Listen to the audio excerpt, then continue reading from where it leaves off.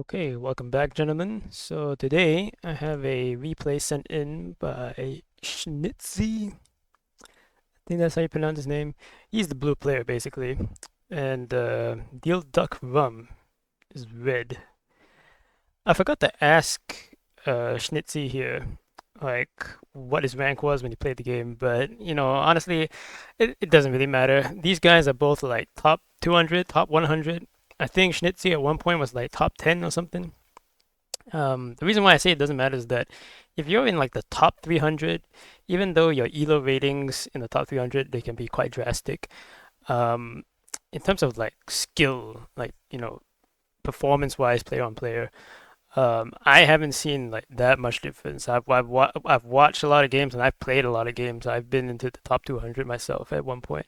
So that's my observation so far on that. But yeah, I forgot to ask like what their rankings were when this game was played. But all you need to know is that these guys they know what they're doing, right? This is a game where both sides they know how to play the game. They know what they're doing. The core fundamentals are all there. You're gonna see that in the replay here. Let me just speed it up. So Shitzy here is convinced that Red was the better player in terms of like micro, I think. Once I've watched, because I've skimmed through the replay once already, I don't quite agree with that assessment. I think both these players are actually fairly even, like almost dead even. The only thing here that happens is the battle in the south. Schnitzy gets into trouble here, and from what I observed, it was pretty simple to identify why. Red has better micro in terms of recycling. He does something which I've already showcased on my channel before, where there's like two sets of cycling that happens in War of Dots.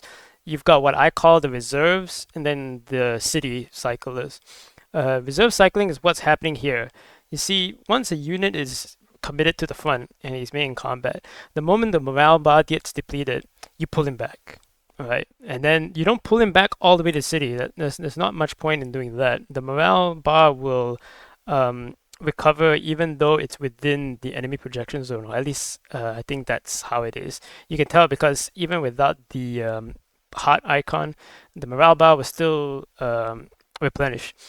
But the health doesn't. The health needs to be, I think, 2 units width away from the enemy. That's the projection zone, I think, and then that's how it's out of range, and then it gets healed. Um, you don't really see that happening on blue side here. On red side, you can see once the morale bar is depleted, he pulls them back, and then all of the really heavily damaged units, he pulls them and cycles them to back to the cities. Um, on blue side here, you see that there is no like reserve line. It's either on the front line or back to the city immediately. That's the only reason why the battle in the south goes the way it does. Now, the reason why I say that they are both like fairly even is because, as you can see, red is now pulling in a lot of units from the middle and later on from the northern front to make his advances and keep on pushing here in the south. And what's going to happen is that Shitzy here is going to capitalize on that.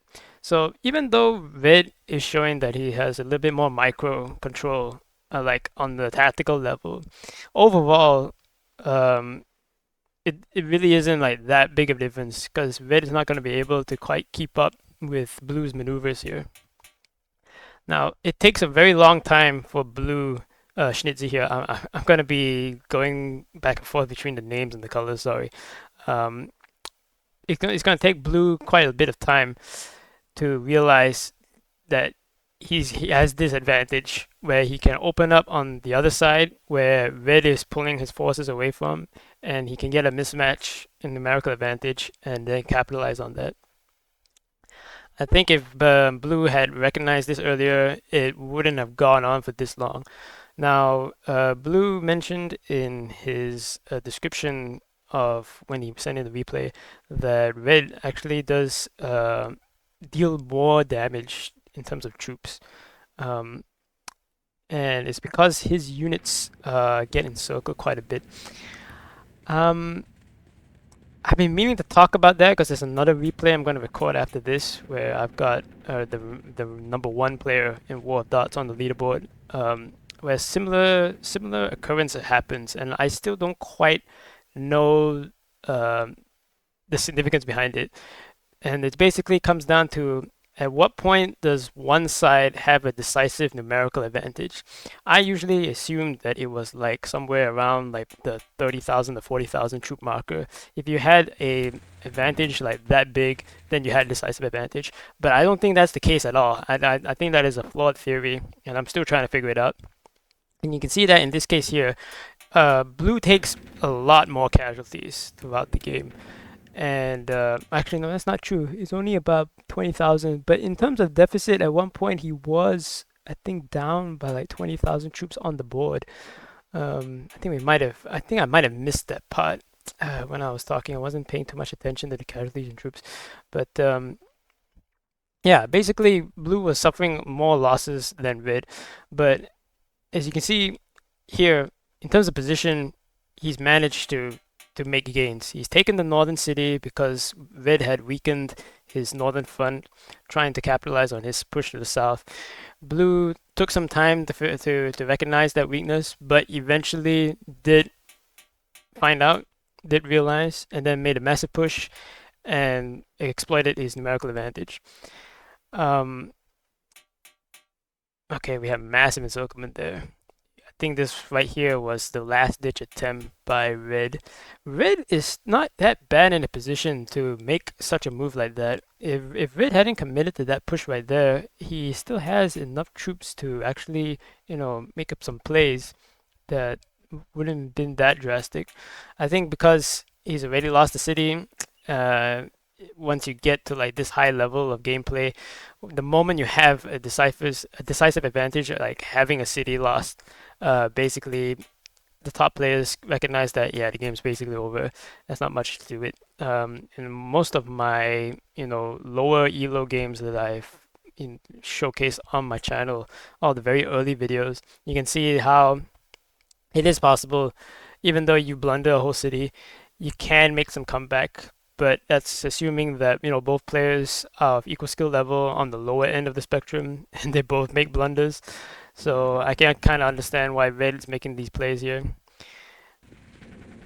But yeah, I think both players were quite evenly matched. It just came down to one player was better tactically and the other player was better strategically. And Blue here recognized the strategic advantage and how Red redeployed his forces to capitalize on his push to the south. So yeah, that's about it. It was a very well fought match, and Red, despite losing his city halfway through here, I think about the 20-minute marker, I think it was, he's still trying to fight, and it's about this point where it's like a 2-to-1 advantage. He gives up. One thing I do want to note is that both players use the control command to redeploy a whole group of units like this right here. I very rarely use this command, but seeing it by both players using it here is probably something that I should personally start getting used to using. But at this point, it doesn't really matter. Like the individual micro, the disparity in numerical forces is basically sealed the game for blue here.